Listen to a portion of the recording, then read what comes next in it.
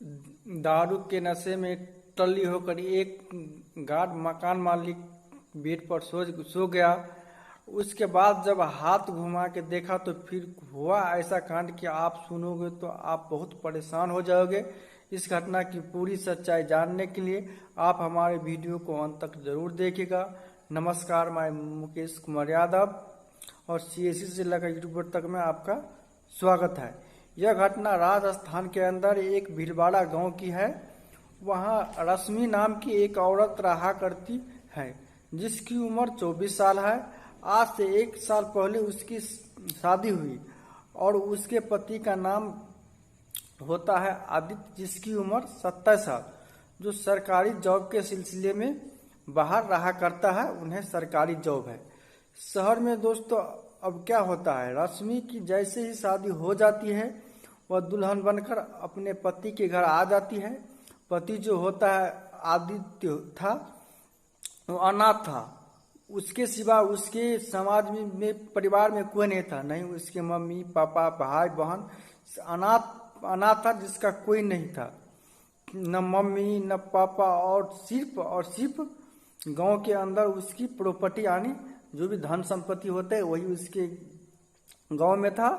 Job पे रहा करते थे। लेकिन शादी के बाद अपने पत्नी को अपने पुराने जहां उनके पिताजी के घर था वहीं उनको रखा।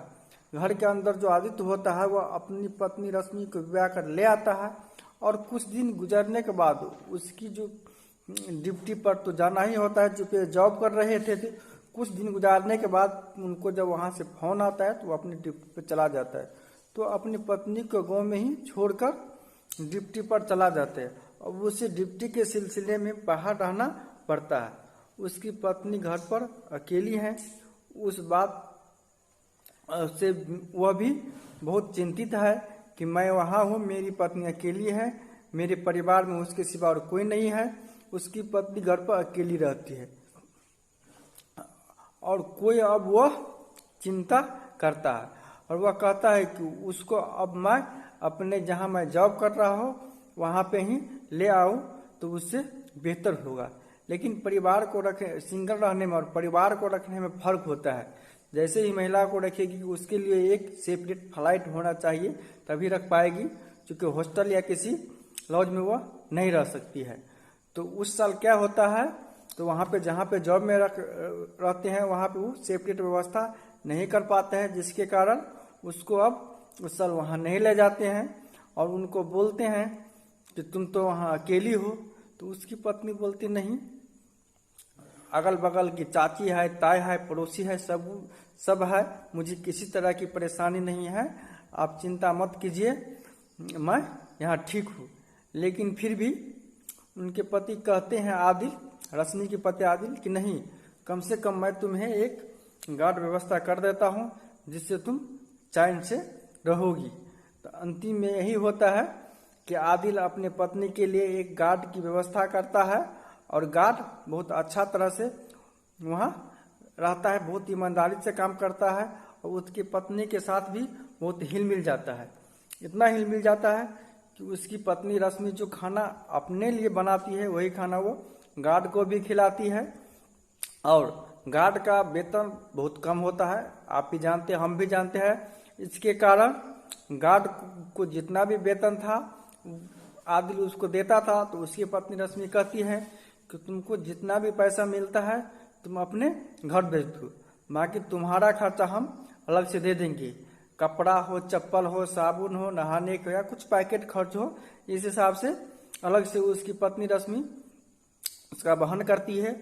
और जो भी कुछ पैसा उनका सैलरी होता है वो डायरेक्ट अपने पत्नी या अपने परिवार के यहाँ गार्ड भेज देता है।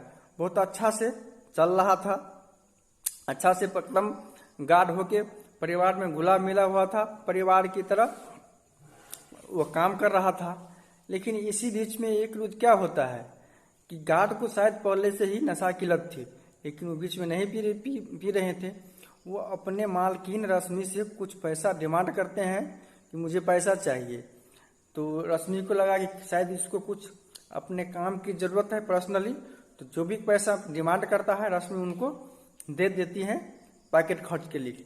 लेकिन उस दिन गार्ड वहां से मार्केट जाता है और किसी शराब के ठिका पे शराब पी लेते हैं। और शराब वो इतना पी लेते हैं कि जैसे ही रात को देर रात तक तो वो पहुंचती हैं। और उनकी मालकिन रश्मि अपने बेडरूम में सोई हुई थी और वहां पे गार्ड पहुंच जाता है। जैसे ही गार्ड पहुंचता है और रश्मि के ऊपर लेट जाता है, रश्मि उसको बोलता है तुम ये क्या कर रहे हो, तुम तो ऐसे नहीं, तो बहुत गलत कर रहे हो। लेकिन वो अपने आपा में नहीं था, अपने काबू से वो फाजिल था। रश्मि हट्ठा कट्ठा उसका गार्ड था, जो रश्मि कितना भी विरोध किए तो फिर भी उसके साथ वो गलत करते रहा, रात भर अवैध संबंध बनाते रहा। कितनों भी प्रयास करने के बाद रश्मि उसे नहीं रोक पाई।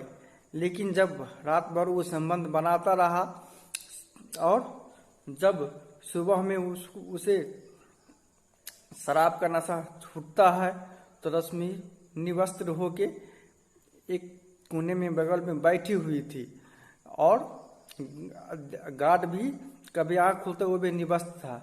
जब वो देखती है रश्मि को निवस्त्र अवस्था में और अब गार्ड को पता चलता है कि रात में मैंने कितनी बड़ी गलती कर दिया हूँ। अब वो रश्मि से बार बार माफी मांगता है कि आप मुझे माफ कर दो, मैंने अनजाने में बहुत बड़ी गलती कर दिया हूँ। तो फिर रश्मि बोलती है ये तो मुझे भी पता है कि आपने अगर नशे में नहीं होते तो आप मेरे साथ ऐसा नहीं कर सकते थे। आप जो भी कुछ किए हैं नशे में किए हैं। फिर उस गार्ड को असीम जो होता है उनको अब बहुत बड़ी पछतावा होने लगता है। वो वहीं पे रोने लगता है और वो कहता है कि आप पुलिस को फोन करो, मैंने जो गलती किया हूँ उसका सजा मुझे मिलना चाहिए। फिर भी रश्मि पुलिस को फोन नहीं करती है। वो कहती है आपने जो भी कुछ किया है अनजाने में किया है, जानबूझ के आप नहीं किया है। लेकिन वो जो होता है असीम गार्ड खुद पुलिस को फोन करता है और सारी घटना की सच्चाई की जानकारी बताता है और वो खुद वहां से पुलिस आती है और उनको अरेस्ट करके जेल में बंद कर दिया जाता है।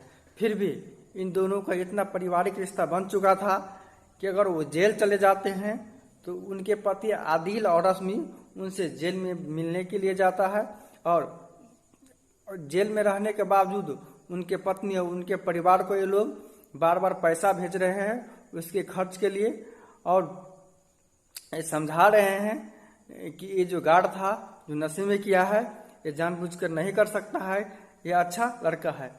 तो कहानी यही खत्म होती है। लेकिन डिसीजन आप लोगों के ऊपर है। आप लोग बताइए, शायद शराब के नशे में वो नहीं होते तो ये घटना नहीं होता और इतनी बड़ी किसी की प्रतिष्ठा नहीं जाती और वो जेल भी नहीं जाते। तो आप लोग कमेंट करके बताइए क्या सिर्फ और सिर्फ इसमें शराब ही दोषी था जिसके कारण इतनी बड़ी घटना हो गई। अगर आप लोगों को हमारा वीडियो अच्छा लगता है तो कम से कम आप इसको सब्सक्राइब कर दीजिए, लाइक कर दीजिए और कमेंट में जरूर बताइए कि वीडियो में क्या कमी है, मैं उसको जरूर दुरुस्त करूंगा। और सब्सक्राइब कीजिएगा तो हमारा हौसला बढ़ेगा। फिर एक न एक सच्ची घटना लेकर आऊंगा। तब तक के लिए नमस्कार। मैं फिर दोबारा कोई भी जैसे ही घटना की जानकारी होती लेकर आता हूँ। थैंक यू, धन्यवाद।